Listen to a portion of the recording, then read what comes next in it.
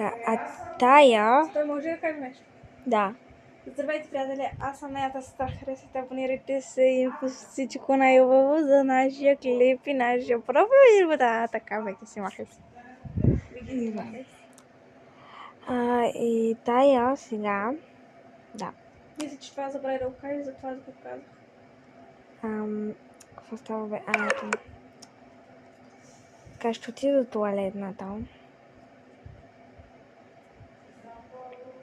Така. Трябва да мина през тате. Трябва да се скриях. Здрасти, тате. Да. Къде отива тази? Добре, хайде, отивам до туалетна. Така. Тя докато ходи до туалетната, тоя... Како не мога да играя така, как ще натискам телефона? Така, хората играят така. Гледах едно клипче, къде един младенец в една булка се хвана така. И тя... Чакай! Стой, Чакай! малко. Така, тя е готова, така слага се, сменя се. Дай ги за 5 минути. Чакай да си... Там, що пика в кофта за булка. Не бе. Връзката си. Така, това не е кадър за момчета. Връзката е. Здрасти, тате. Тази пък къде ходи само. Тъжна съм, така че си лягам. Дали. Подозира будилник не работи. Стая. Дали. И тя плаче, нали? За старата. А защо плаче? За старата си къща. А защо не знам това?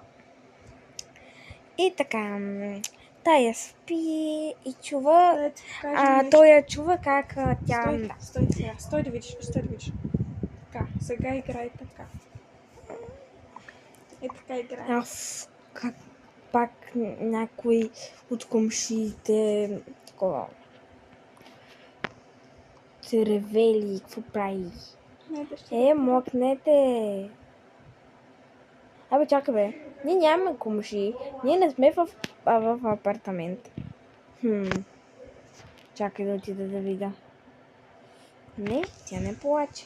Кой плаче тогава? Опа! Някой се опитва да работи. Защо плачеш? Защо плачеш?